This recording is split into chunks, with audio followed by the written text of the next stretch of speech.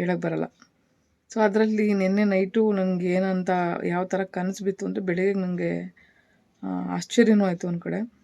ಈ ನುಗ್ಗೆ ಸೊಪ್ಪು ತಂದಾದ್ಮೇಲೆ ನನ್ನ ಜೊತೆಲಿ ಬಂದ್ರಲ್ಲಿ ಅವ್ರು ಹೇಳಿದರು ನನಗೆ, ನುಗ್ಗೆ ಸೊಪ್ಪನ್ನ ಯಾವುದೇ ಕಾರಣಕ್ಕೂ ಮನೆ ಒಳಗಡೆ ಇಟ್ಕೋಬೇಡಿ ಅಂತ. ಇವಾಗ ಮುದ್ದೆ ಮಾಡ್ಕೊಂಡಿದ್ದೀನಿ, ಮುದ್ದೆ ಕಟ್ಟಬೇಕು. ಆಗಲೇ ಒಂದು ಸ್ವಲ್ಪ ಆಗಲೇ ಆರೋಂಗಾಗಿದೆ. ಸೊ ಮುದ್ದೆ ಕಟ್ಬಿಟ್ಟು ಇವಾಗ ಬಿಸಿ ಬಿಸಿ ಮುದ್ದೆ ತಿನ್ನಬೇಕು. ಆ್ಯಕ್ಚುಲಿ ಇವತ್ತು ಫುಲ್ಲು ರೆಸ್ಟು, ಚೆನ್ನಾಗಿ ನಿದ್ದೆ ಹೊಡೆದಿದೆ ಆಯಿತು. ಯಾಕೆಂದರೆ ನಾಳೆ ಸ್ಟಾಲ್ ಇದೆ, ಹಂಗಾಗಿ ರೆಸ್ಟು ಫುಲ್ಲು. ಅವ್ರ ಮಮತಾ ಅನ್ನೋರು ಒಬ್ಬರು ಆ್ಯಕ್ಚುಲಿ ತುಂಬ ವರ್ಷಗಳಿಂದ ಪರಿಚಯ ಇರೋವಂಥವ್ರು, ಅವ್ರು ಕರ್ಕೊಂಡು ಬಂದರು ನನ್ನನ್ನು. ಸೊ ಆಟೋ ಮಾಡ್ಕೊಂಡು ನಾನು ಅಲ್ಲಿಂದ ಬಂದಮೇಲೆ ಅವ್ರು ಬಿಡದಿಲ್ಲಿ ವೆಯ್ಟ್ ಮಾಡ್ತಾಯಿದ್ರು ನನಗೋಸ್ಕರ. ಅಲ್ಲೆಲ್ಲ ವಿಚಾರಿಸಿ ಬೆಂಗಳೂರು ಒಂದಲ್ಲಿ ಅಲ್ಲಿ ಕೆಲವೊಂದು ಆಗಬೇಕಾಗಿತ್ತು, ಕೆಲಸ ಆಗಲಿಲ್ಲ. ಸೊ ಎಲ್ಲದಕ್ಕೂ ಸೊಲ್ಯೂಷನ್ನು ತಾಲೂಕು ಆಫೀಸ್ ಅಂತ ಹೇಳಿದ್ರು. ಹಾಗಾಗಿ ತಾಲೂಕು ಆಫೀಸ್ ಹುಡ್ಕೊಂಡು ಬಂದಿದ್ದಾಯಿತು ರಾಮನಗರ. ಬಿಸಿಬೇಳೆ ಬಾತಿಗೆ ಎಲ್ಲ ಕಟ್ ಮಾಡಿ ಹೋಗಿದ್ದಾರೆ. ಸೊ ಈರುಳ್ಳಿನೂ ಕಟ್ ಮಾಡಿದ್ದಾರೆ, ಟೊಮೊಟೊ ಮತ್ತು ಬೇಳೆ ಇವಾಗ ತೊಳೆದಿಟ್ಟೆ. ಸೊ ಬಿಸಿಬೇಳೆ ಬಾತು ಮಾಡೋಣ ಅಂತೇಳಿ ತುಂಬ ದಿನಗಳಾಯಿತು ಬಿಸಿಬೇಳೆ ಬಾತು ಮಾಡಿಲ್ಲ. ಆ್ಯಕ್ಚುಲಿ ನಿಜ ಮಾಡಿಲ್ಲ, ಒಂದಿನ ಮಾಡೋಣ ಅಂತ. ನೆಕ್ಸ್ಟ್ ನಮ್ಮಮ್ಮ ಏನು ಮಾಡಿದರು, ಒಳಗಡೆಯಿಂದ ಹೊರಗಡೆ ಕಳಿಸ್ಬಿಟ್ರು ಕೊಟ್ಟಿಗೆಯಲ್ಲಿ ಮಲ್ಕೊ ಅಂತ. ಗೊತ್ತಿಲ್ಲ ಅವಾಗ ನನಗೆ ಅದ್ರದ್ದು ಅನುಭವನೇ ಗೊತ್ತಿಲ್ಲ. ಫಸ್ಟ್ ಟೈಮ್ ಫೀಲ್ ಆಗಿದ್ದು ಅವಾಗ. ಹೆಂಗಂದರೆ ಕೊಟ್ಟಿಗೆಯಲ್ಲಿ ಒಂದು ಚಾಪೆ ಹಾಸ್ಬಿಟ್ಟು ಮಲಗಿದ್ದೀನಿ, ಯಾರೋ ಬಂದು ನನ್ನ ಪಕ್ಕದಲ್ಲಿ ಮಲಗಿರೋ ಥರ ಎದ್ದು ಹೋಗಿರೋ ಥರ ಫೀಲ್ ಆಯ್ತು ನನಗೆ. ಮಾಡ್ತದೆ ಇದು ರಿಪೇರಿ ಮಾಡ್ತದೆ, ಇದನ್ನು ಹಾಳು ಮಾಡ್ತದೆ, ರಿಮೋಟ್ ಹಾಳು ಮಾಡ್ತದೆ. ಈ ತಿಂಗಳಲ್ಲಿ 2 ರಿಮೋಟ್ ತಂದು ಕೊಟ್ಟಿದ್ದಾಯ್ತು, 300 ರೂಪಾಯಿ. ಏನು ಹಂಗೆ ಕಡಿತೈತಾ? ನಿನ್ನಂತ ಮಕ್ಕಳೊಂದು 2 ಇದ್ಬಿಟ್ರೆ ಏನು ನಮ್ಮ ಕತೆಗಳು ಏನೋ ಹೇಳು. ಇಷ್ಟು ಕಷ್ಟಪಟ್ಟು ಬದುಕೋದೇ ಕಷ್ಟ ಆಗೈತೆ, ನೀನು ಇಷ್ಟೊಂದು ಹಾಳು ಮಾಡಿ ಇಡ್ತಾ ಇದ್ರೆ ನಾನು ಒಂದೊಂದು ಥರದ್ದು ಎಷ್ಟು ಕಷ್ಟ ಇದೆ ಅಂತ ನನಗೆ ಗೊತ್ತೈತೆ.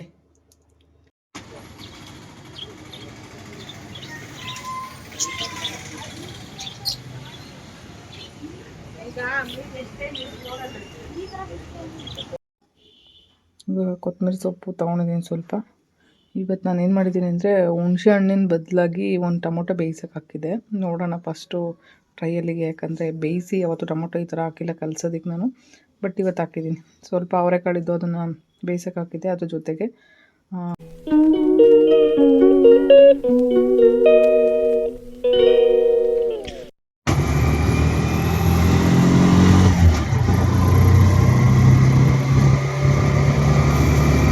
ಊರ್ವಿದು ಹಳೆ ಸ್ಕೂಲ್ ಇದು. ಆ್ಯಕ್ಚುಲಿ ಇಲ್ಲೇ ಓದಿದ್ದವನು 5 ವರ್ಷ.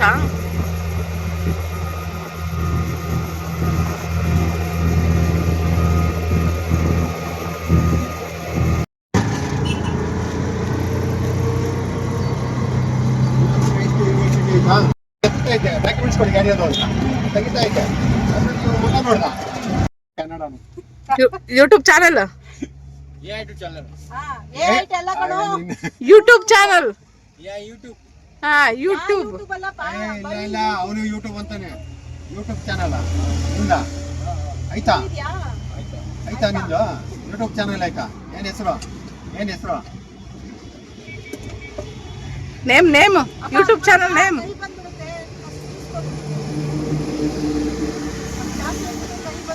ಅಂತೂ ಇದು ಎಲ್ಲ ಬಂದವರೆಲ್ಲ ಕನ್ನಡ ಕಲ್ತ್ಕೊತಾವ್ರೆ, ಗ್ರೇಟು.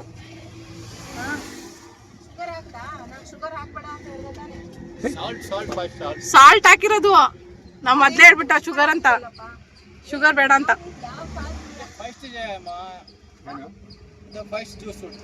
ಫಸ್ಟ್ ಜ್ಯೂಸ್ ಅಂತೆ, ಬೋಣಿ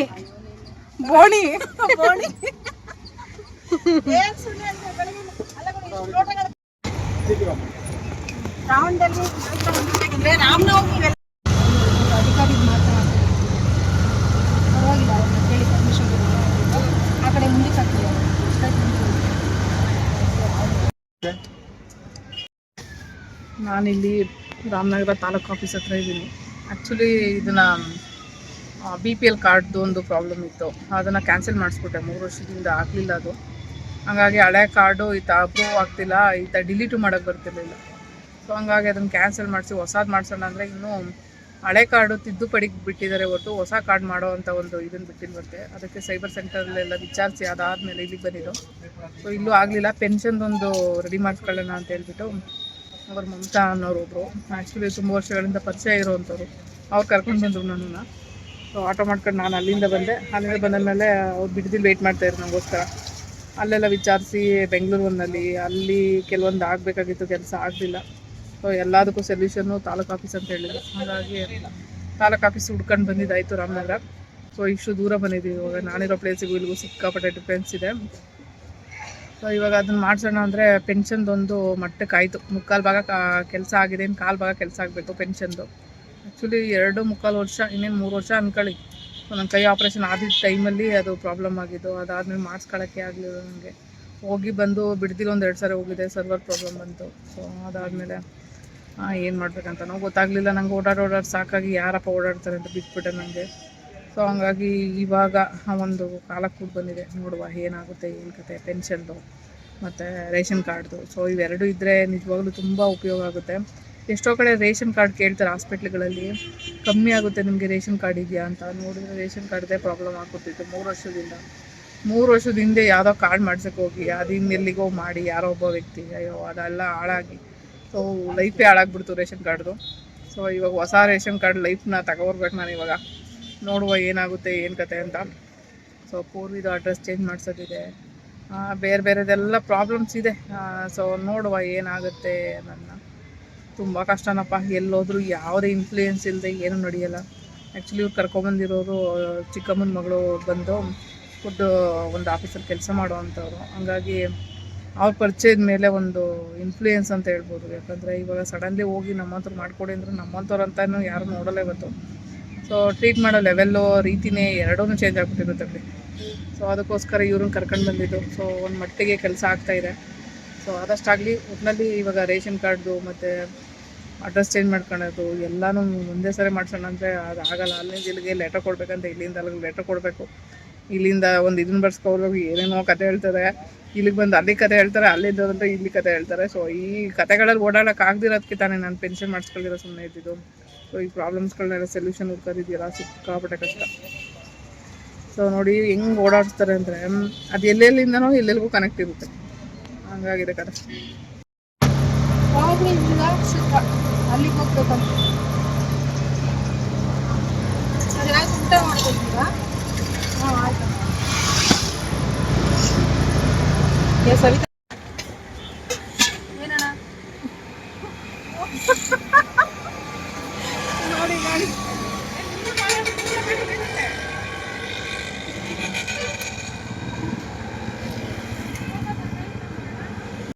ದಾರಿ ರಾಮದೇವ್ರ ಬೆಟ್ಟಕ್ಕೆ ಹೋಗುವಂಥ ದಾರಿ. ಆ್ಯಕ್ಚುಲಿ ಇದು ನಾವು ಡಿಗ್ರಿ ಓದಬೇಕಾದ್ರೆ ಈ ಸ್ಟ್ಯಾಚು ಆಗಿರಲಿಲ್ಲ. ಇದು ರೀಸೆಂಟಾಗಿ ಆಗಿರುವಂಥ ಒಂದು ಆಂಜನೇಯ ಸ್ಟ್ಯಾಚು. ಇಲ್ಲಿ ನಮ್ಮದು ಎಕ್ಸಾಮ್ ಸೆಂಟ್ರ್ ಇತ್ತು, ಗೌರ್ಮೆಂಟ್ ಕಾಲೇಜ್ ಇದೆ, ಇಲ್ಲಿ ಕನ್ನಡ ಭವನ ಇದೆ, ಹೊಸದಾಗಿರುವಂಥ ಒಂದು ಬಿಲ್ಡಿಂಗ್ಸ್ ಇದೆಲ್ಲ. ಸೊ ಇಲ್ಲಿ ಪಕ್ಕದಲ್ಲೇ ನಮಗೆ ಫಸ್ಟ್ ಇಯರ್ ಡಿಗ್ರಿದು ಒಂದು ಎಕ್ಸಾಮ್ ಸೆಂಟ್ರ್ ಬಿದ್ದಿತ್ತು. ಸೊ ಫಸ್ಟ್ ಸೆಮ್ಗೆ ಅಷ್ಟೇ ಬಿದ್ದಿದ್ದಲ್ಲಿ. ಆಮೇಲೆ ನಮಗೆ JVIT ಒಂದು ಕಾಲೇಜಲ್ಲಿ ಸೆಕೆಂಡ್ ಸೆಮ್ಮಿಂದ ನಮಗೆ ಎಕ್ಸಾಮ್ದು ಸೆಂಟ್ರ್ ಆಗಿದ್ದು. ನಾನು ಓದಿರೋಂಥ college first grade college. Actually ಅದು ಬಿಡದಿ, ಕೇತಗ್ನಳ್ಳಿಲಿ ಬರುತ್ತೆ.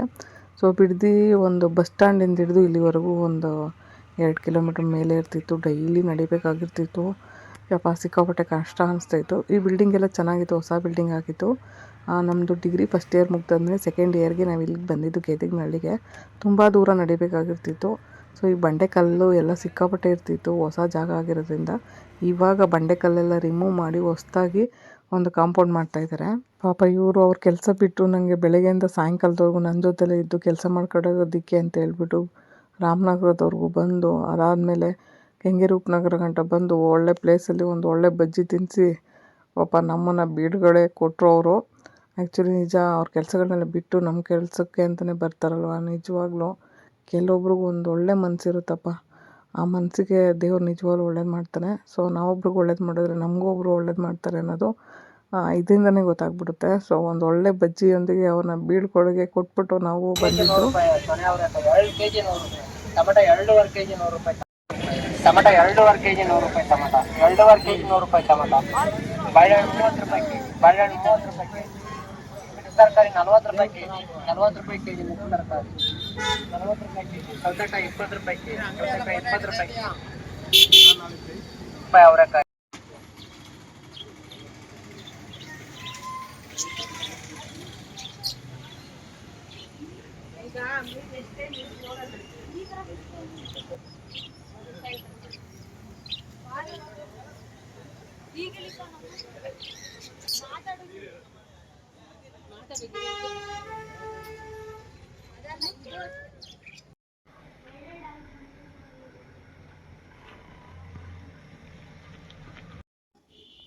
ಇವಾಗ ಕೊತ್ತಂಬರಿ ಸೊಪ್ಪು ತೊಗೊಂಡಿದ್ದೀನಿ ಸ್ವಲ್ಪ.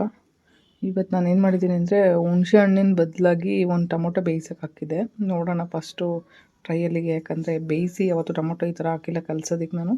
ಬಟ್ ಇವತ್ತು ಹಾಕಿದ್ದೀನಿ. ಸ್ವಲ್ಪ ಅವರೆಕಾಳಿದ್ದು ಅದನ್ನು ಬೇಯಿಸೋಕೆ ಹಾಕಿದ್ದೆ. ಅದ್ರ ಜೊತೆಗೆ ಬೇಯಿಸಿರೋಂಥ ಒಂದು ಇದನ್ನು ತೊಗೊಂಡಿದ್ದೀನಿ, ಮೆಣಸಿನ್ಕಾಯಿ. ಖಾರ ಇದೆಯಲ್ಲೋ ಗೊತ್ತಿಲ್ಲ, ಉದ್ದ ಮಾತ್ರ ಐತೆ. ನೋಡುವ ಖಾರ ಹೇಗಿದೆ ಅಂತ. ಸೊ ಒಂದು 4-5 ಎಸಳು ಬೆಳ್ಳುಳ್ಳಿ ತೊಗೊಂಡಿದ್ದೀನಿ. ಇದನ್ನು ಕುಟ್ಟಿ ಪುಡಿ ಮಾಡಿ ಇವಾಗ ಹಾಕೋಣ ಇದ್ರೊಳಗಡೆ. ಸೊ ಇದು ಇಷ್ಟೇ ಐಟಮ್, ಜಾಸ್ತಿ ಏನು ಹಾಕೋಂಗಿಲ್ಲ. ಸೊ ಒಳ್ಳೆ ಟೇಸ್ಟ್ ಬರುತ್ತೆ ನೋಡಿ. ಆ್ಯಕ್ಚುಲಿ ಇವತ್ತು ಟೊಮೊಟೊ ಹಾಕ್ಬಿಟ್ಟು ಟೇಸ್ಟಿಗೆ ನೋಡೋಣ ಅಂತ ಟೊಮೊಟೊ ಬೇಯಿಸೋಕೆ ಹಾಕಿದ್ದೆ. ಹುಣ್ಸೆಹಣ್ಣು ಹಾಕಿಲ್ಲ ಇವತ್ತು. ಸೊ ನೋಡೋಣ ಟೇಸ್ಟ್ ಹೇಗೆ ಬರುತ್ತೆ ಅಂತ. ಬದನೆಕಾಯಿ ಏನೂ ಇಲ್ದಿದ್ದಂಗೆ ಇವತ್ತು ಮಾಡ್ತಾರೋವಂಥದ್ದು. ಆ್ಯಕ್ಚುಲಿ ಅದೇ ಬೇರೆ ಥರ, ಇದೇ ಬೇರೆ ಥರ. ಬಟ್ ಹುಣ್ಸೆಹಣ್ಣು ಹಾಕ್ತಿದ್ದೆ ಮೊದಲೇ, ಇವತ್ತು ಟೊಮೊಟೊ ಹಾಕಿದ್ದೀನಿ. ಟೇಸ್ಟ್ ಹೇಗಿದೆ ಅಂತ ನೋಡುವ. ಖಾರ ಕಮ್ಮಿ ಇದೆ. ಸೊ 3 ಮೆಣಸಿನ್ಕಾಯಿ ಬೇಯಿಸೋಕೆ ಹಾಕಿದೆ. ಸೊ 2 ಮೆಣಸಿನ್ಕಾಯಿ ಎತ್ತಿಟ್ಬಿಟ್ಟಿದೆ, ನೋಡೋಣ ಅಂತ. ಒಂದು ಕಲಿಸ್ತೀನಿ ಇವಾಗ. ಸೊ ನೋಡುವ ಏನಾಗುತ್ತೆ ಏನು ಕತೆ ಅಂತ.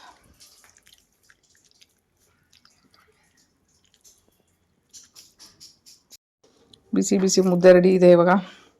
ಸಾಂಬಾರು ಕೂಡ ರೆಡಿ ಇದೆ, ಕಾಳು ಕೂಡ ರೆಡಿ ಇದೆ. ಪೂರ್ವಿಗೆ ಇದು 2ನೇ ಫೋನು. ಒಂದು ಫೋನ್ ಹಾಲೇ ರಿಪೇರಿ ಮಾಡಿ ಬಿಸಾಕಿತ್ತು. ಇದು 2ನೇ ಫೋನು, ಸೆಕೆಂಡ್ ಹ್ಯಾಂಡಲ್ಲಿ ಕೊಡಿಸಿದ್ದೆ ನೋಡಿ. ಇದು ಕೂಡ ಇದಾಗಲೇ ಸಿಮ್ ಲಾಕ್ ಮಾಡಿರೋದು 3ನೇ ಟೈಮು. ಆ್ಯಕ್ಚುಲಿ ಹೊಸ ಫೋನೊಂದು ಅದು ಇದೇ ಥರ ಬಟನ್ ಫೋನ್ ಕೊಡಿಸಿದ್ದೆ, ಅದರಲ್ಲೂ ಒಂದು ಸಾರಿ ಸಿಮ್ ಲಾಕ್ ಮಾಡಿ. ಬಿಸಿಬೇಳೆ ಬಾತಿಗೆ ಎಲ್ಲ ಕಟ್ ಮಾಡಿ ಹೋಗಿದ್ದಾರೆ. ಸೊ ಈರುಳ್ಳಿನೂ ಕಟ್ ಮಾಡಿದ್ದಾರೆ, ಟೊಮೊಟೊ ಮತ್ತು ಬೇಳೆ ಇವಾಗ ತೊಳೆದಿಟ್ಟೆ. ಸೊ ಬಿಸಿಬೇಳೆ ಬಾತು ಮಾಡೋಣ ಅಂತೇಳಿ. ತುಂಬ ದಿನಗಳಾಯಿತು ಬಿಸಿಬೇಳೆ ಬಾತು ಮಾಡಿಲ್ಲ. ಆ್ಯಕ್ಚುಲಿ ನಿಜ ಮಾಡಿಲ್ಲ, ಒಂದಿನ ಮಾಡೋಣ ಅಂತ. ನೆಕ್ಸ್ಟ್ ಒಗ್ಗರಣೆಗೆ ಇಟ್ಟಿದ್ದೀನಿ.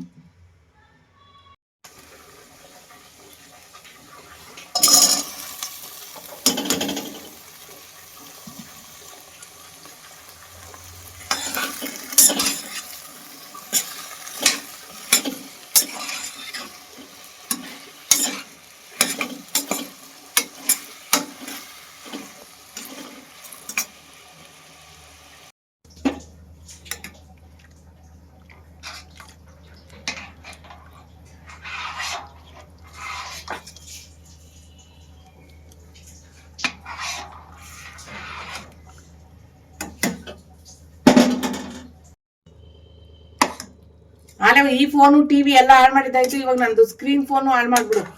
ನೀವು ತಾತ ಬಂತ ನಂಗೆ ರಿಪೇರಿ ಮಾಡಿಸ್ಕೊಡಕ್ಕೆ. ಯಾವಾಗ ನಾನು ಡ್ರಾಮಾ ಮಾಡೋದು ಕಮ್ಮಿ ಮಾಡು. ಬಡ್ಕೊಂಡು ನನಗೂ ನಿನ್ನ ಹತ್ರ ಸಾಕಾಗದತ್ತ. ವಾರಕ್ಕೆ 3 ದಿನ ಅದು ರಿಪೇರಿ ಮಾಡ್ತದೆ, ಇದು ರಿಪೇರಿ ಮಾಡ್ತದೆ, ಇದನ್ನ ಹಾಳು ಮಾಡ್ತದೆ, ರಿಮೋಟ್ ಹಾಳು ಮಾಡ್ತದೆ. ಈ ತಿಂಗಳಲ್ಲಿ 2 ರಿಮೋಟ್ ತಂದು ಕೊಟ್ಟಿದ್ದಾಯ್ತು, 300 ರೂಪಾಯಿ. ಏನು ಹಂಗೆ ಕಡಿತೈತಾ? ನಿನ್ನಂತ ಮಕ್ಕಳು ಒಂದು 2 ಇದ್ಬಿಟ್ರೆ ಏನು ನಮ್ಮ ಕತೆಗಳು ಏನೋ ಹೇಳು. ಇಷ್ಟು ಕಷ್ಟಪಟ್ಟು ಬದುಕೋದೇ ಕಷ್ಟ ಆಗೈತೆ. ನೀನು ಇಷ್ಟೊಂದು ಹಾಳು ಮಾಡಿ ಇಡ್ತಾ ಇದ್ರೆ ನಾನು ಒಂದೊಂದು ತರೋದು ಎಷ್ಟು ಕಷ್ಟ ಇದೆ ಅಂತ ನನಗೆ ಗೊತ್ತೈತೆ. 2 ತಿಂಗಳಿನಷ್ಟು ಹಾಲಿಲ್ಲ, ಏನಿಲ್ಲ, ಎಲ್ಲ ಜೀವನ ಮಾಡೋದು ಎಷ್ಟು ಕಷ್ಟ ಐತೆ ಅಂತ ನನಗೆ ಗೊತ್ತು. ತಿನ್ನೋದು ಉಣ್ಣೋದೆಲ್ಲ ಕೊಡಿಸಿದ್ರ ಜೊತೆಗೆ ಎಲ್ಲ ವಸ್ತುಗಳನ್ನೆಲ್ಲ ಹಾಳು ಮಾಡಿ ಇಡ್ತೀಯ.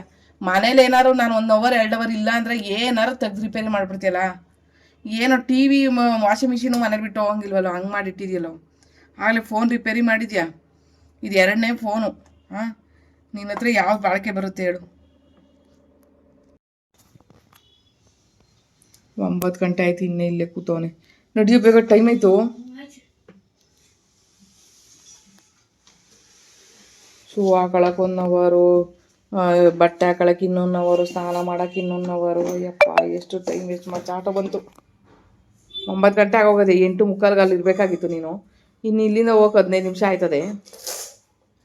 ಇವಾಗ ಎಲ್ಲಿ ನೋಡಿದ್ರು ಅವರೆಕಾಯಿ ಸೀಸನು. ಆ್ಯಕ್ಚುಲಿ ಕೆಜಿಗೆ 30-35 ಚಿಲ್ಲರೆ ಬೀಳ್ತು ಅನಿಸುತ್ತೆ. 100 ರೂಪಾಯಿಗೆ 3 kg ತಗೊಂಡು ಬಂದೆ ಅವರೆಕಾಯಿ.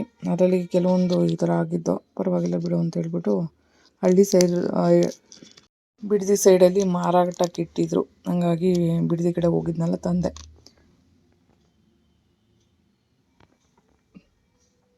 ಆ್ಯಕ್ಚುಲಿ ಒಬ್ಬರು ಆಂಟಿ ಪರಿಚಯ ನನಗೆ. ಕೋತಿ ಆಂಜನೇಯ ದೇವಸ್ಥಾನ ಇದೆಯಲ್ಲ, ಅಲ್ಲೊಂದು ಅಪಾರ್ಟ್ಮೆಂಟ್ ಇದೆ. ಅದ್ರ ಪಕ್ಕದಲ್ಲಿ ಒಬ್ಬರು ಮನೆ ಪರಿಚಯ ಆಗಿತ್ತು. ಒಂದ್ಸರಿ ಹಿಂಗೆ ಬಿಡದಿಗೆ ಹೋಗ್ಬೇಕಾದ್ರೆ ನನ್ನದು ಗಾಡಿ ಬರ್ಬೇಕಾದ್ರೆ ರಿಟರ್ನು ಗಾಡಿ ಚಾರ್ಜರ್ ಖಾಲಿ ಆಗಿಬಿಟ್ಟಿತ್ತು. ಹಾಗೆ ಪರಿಚಯ ಆದಂಥವ್ರು ಅಲ್ಲಿ. ಸೊ 3 ವರ್ಷದಿಂದ ಪರಿಚಯ ಇದ್ದಾರೆ. ನಾನು ಹೋದಾಗೆಲ್ಲ ನುಗ್ಗೆ ಸೊಪ್ಪು ಕೊಡ್ತಾರೆ. ನೈಟ್ ತೊಗೊಂಡು ಬಂದೆ. ಬಟ್ ಏನು ಮಾಡೋದು, ಇದನ್ನು ತಂದಾದ್ಮೇಲೆ ನನಗೆ ಮಾಡೋಕ್ಕಾಗಲಿಲ್ಲ ನೈಟು. ಹಂಗೆ ಇಟ್ಬಿಟ್ಟೆ, ಬಿಡಿಸಿ ಮಾಡೋಷ್ಟಲ್ಲಿ ಲೇಟ್ ಆಗುತ್ತೆ ಅಂತ 9:45 ನಾನು ಅಡುಗೆ ಮಾಡ್ತಾಯಿದ್ದಿದ್ದು. ಹಂಗಾಗಿ ಬೇಡ ನಾಳೆ ಮಾಡೋಣ ಅಂತ ಸುಮ್ಮನೆ ಅದೇ. ನಾನು ಸೋಮವಾರ ಬೇರೆ ಮೊಟ್ಟೆ ಉರಿಯಂಗಿಲ್ಲ, ಅದಕ್ಕೋಸ್ಕರ ಹಂಗೆ ಓಲ್ಡಲ್ಲಿ ಇಟ್ಟೆ ಇದನ್ನು.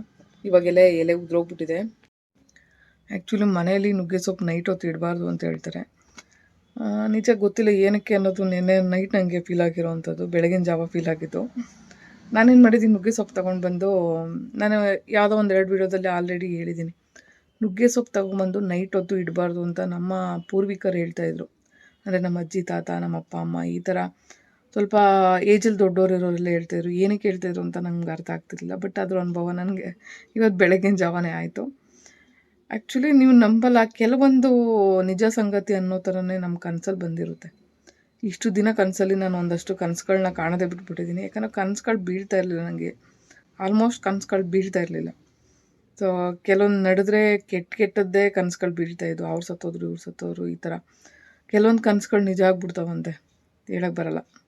ಸೊ ಅದರಲ್ಲಿ ನಿನ್ನೆ ನೈಟು ನನಗೆ ಏನಂತ ಯಾವ ಥರ ಕನಸು ಬಿತ್ತು ಅಂದರೆ, ಬೆಳಗ್ಗೆ ನನಗೆ ಆಶ್ಚರ್ಯನೂ ಆಯಿತು ಒಂದು ಕಡೆ. ಈ ನುಗ್ಗೆ ಸೊಪ್ಪು ತಂದಾದ್ಮೇಲೆ ನನ್ನ ಜೊತೆಲಿ ಬಂದ್ರಲ್ಲ, ಅವ್ರು ಹೇಳಿದರು ನನಗೆ, ನುಗ್ಗೆ ಸೊಪ್ಪನ್ನ ಯಾವುದೇ ಕಾರಣಕ್ಕೂ ಮನೆ ಒಳಗಡೆ ಇಟ್ಕೋಬೇಡಿ ಅಂತ. ನಾನೇನು ಮಾಡಿದ್ದೀನಿ, ಉದ್ದ ಬ್ಯಾಗ್ ಒಳಗಡೆ ಇಟ್ಟಿದ್ದೀನಿ. ಹಂಗಾಗಿ ನನಗೆ ನುಗ್ಗೆ ಸೊಪ್ಪು ನೆನಪೇ ಬರಲಿಲ್ಲ ಆಚೆ ಇಡಬೇಕನ್ನೋದು.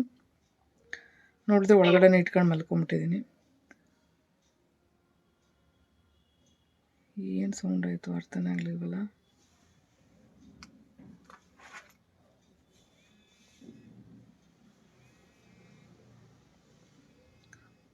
ಅವರೇ ಕಾಲ್ ಮಾಡ್ತಾಯಿದ್ದಾರೆ. ಹೆಂಗೆ ಭಯ ಆಯಿತು ಅಂದರೆ ಇವಾಗ ನಂಗೆ ಸಿಕ್ಕಾಪಟ್ಟೆ ಭಯ ಆಯಿತು. ಹಲೋ, ಹಾಂ ಹೇಳಿ. ಇಲ್ಲಿ 3 ದಿನಕ್ಕೆ 10,000 ಅಂತೆ.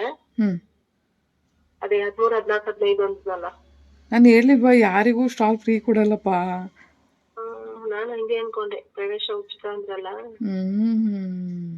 ಅದ್ ನಿಮಗ್ ಗೊತ್ತಿದೆಪ್ಪ, ನನಗ್ ಗೊತ್ತಿಲ್ಲ ನೋಡ್ರಿ. ನೀವು ಸ್ಟಾಲ್ ಹಾಕಿಲ್ವಲ್ಲ ಯಾವತ್ತೂ. ಹಂಗೆ ಪ್ರವೇಶ ಉಚಿತ ಅಂದರೆ ಸ್ಟಾಲ್ ಅವ್ರಿಗೆ ಉಚಿತ ಇರಲ್ಲ.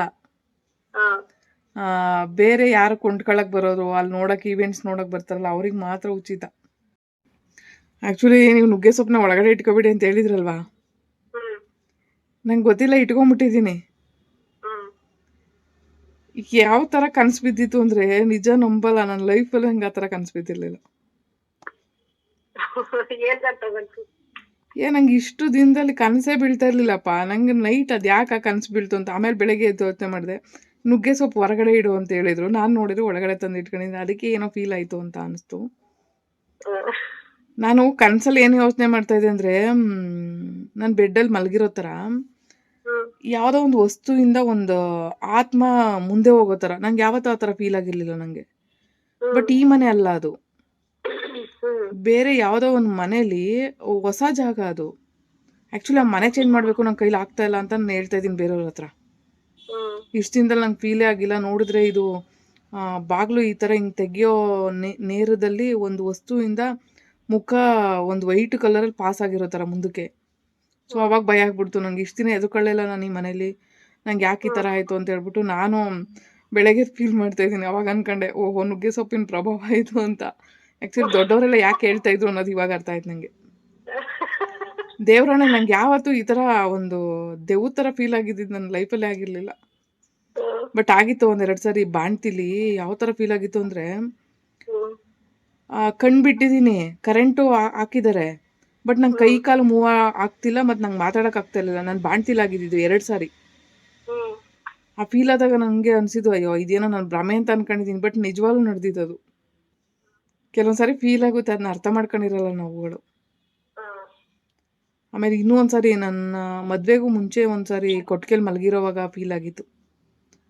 ಸೊ ಪೀರಿಯಡ್ಸ್ ಆಗಿದ್ದೆ. ಸೊ ನೈಟ್ ಹೊತ್ತು ಸ್ನಾನ ಮಾಡೋಕ್ಕಾಗ್ತಿರ್ಲಿಲ್ಲ, 2 ಗಂಟೆ ನೈಟು. ನಮ್ಮಮ್ಮ ಏನು ಮಾಡಿದ್ರು, ಒಳಗಡೆಯಿಂದ ಹೊರಗಡೆ ಕಳಿಸ್ಬಿಟ್ರು, ಕೊಟ್ಟಿಗೆಯಲ್ಲಿ ಮಲ್ಕೊ ಅಂತ.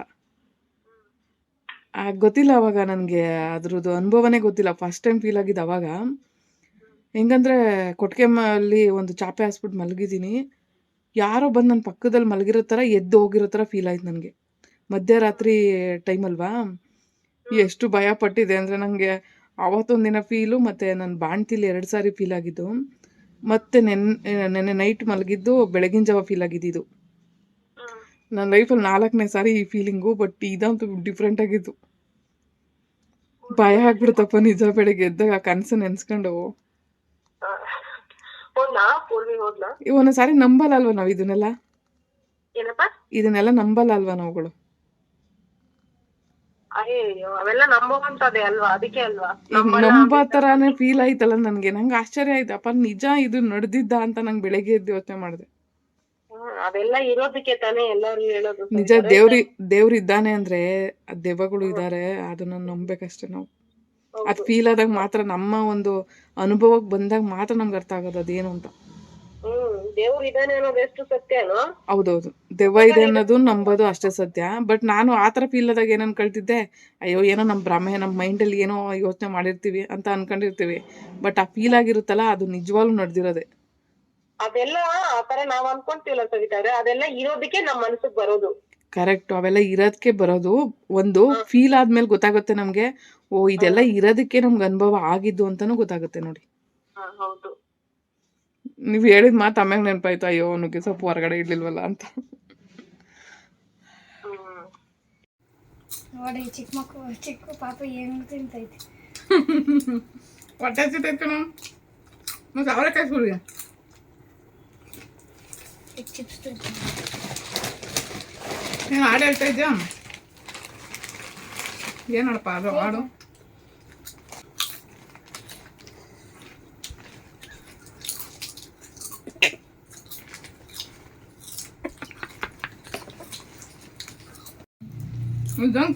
ತಿನ್ಸು ಹೋಗು ಮೆತ್ತು.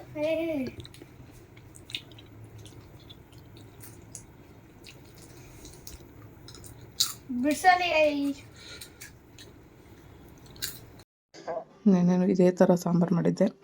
ಬಟ್ ಹುಣ್ಸೆಹಣ್ಣು ಹಾಕ್ಬಿಟ್ಟು ಟ್ರೈ ಮಾಡಿದ್ದೆ. ಟೊಮೊಟೊ ಹಣ್ಣು ಹಾಕ್ಬಿಟ್ಟು ಟ್ರೈ ಮಾಡಿದ್ದೆ. ಅಷ್ಟೇನು ಟೇಸ್ಟ್ ಇರಲಿಲ್ಲಪ್ಪ. ನನಗೆ ಟೊಮೊಟೊ ಹಣ್ಣು ಬೇಯಿಸಿ ಹಾಕೊಂಡ್ರೆ ಅಷ್ಟು ಟೇಸ್ಟ್ ಸಿಗೋಲ್ಲ. ಹುಣ್ಸೆಹಣ್ಣು ಹಾಕಿದ್ರೆ ಚೆನ್ನಾಗಿರುತ್ತೆ. ಕಲಸೋ ಗೊಜ್ಜುಗಳಿಗೆಲ್ಲ ಅದೇ ಥರ ಇರುತ್ತೆ. ಸ್ವಲ್ಪ ನುಗ್ಗೆ ಸೊಪ್ಪು ಬೇಯಿಸ್ಕೊಂಡಿದ್ರೆ ಜೊತೆಗೆ ಮೆಣಸಿನ್ಕಾಯಿ ಬೇಯಿಸಿದ್ದೀನಿ ನೋಡಿ. 2 ಮೆಣಸಿನ್ಕಾಯಿ ಹಾಕಿದ್ದೀನಿ, ಖಾರ ಇಲ್ಲ ಅಂದ್ಕೊಂಡು. ಇವಾಗ ಖಾರ ಆಗಿಬಿಟ್ಟಿದೆ. ಇವಾಗ 3ನೇ ಮೆಣಸಿನ್ಕಾಯಿ ಇಲ್ಲೇ ಇದೆ. ಸೊಪ್ಪು ಸಾಕು. ಇವಾಗ ಮುದ್ದೆ ಮಾಡ್ಕೊಂಡಿದ್ದೀನಿ. ಮುದ್ದೆ ಕಟ್ಟಬೇಕು. ಅಲ್ಲೇ ಒಂದು ಸ್ವಲ್ಪ ಅಲ್ಲೇ ಆರೋಂಗಾಗಿದೆ. ಮುದ್ದೆ ಕಟ್ಬಿಟ್ಟು ಇವಾಗ ಬಿಸಿ ಮುದ್ದೆ ತಿನ್ನಬೇಕು. ಆ್ಯಕ್ಚುಲಿ ಇವತ್ತು ಫುಲ್ಲು ರೆಸ್ಟು. ಚೆನ್ನಾಗಿ ನಿದ್ದೆ ಹೊಡೆದಿದೆ ಆಯಿತು. ಯಾಕೆಂದರೆ ನಾಳೆ ಸ್ಟಾಲ್ ಇದೆ, ಹಂಗಾಗಿ ರೆಸ್ಟು ಫುಲ್ಲು.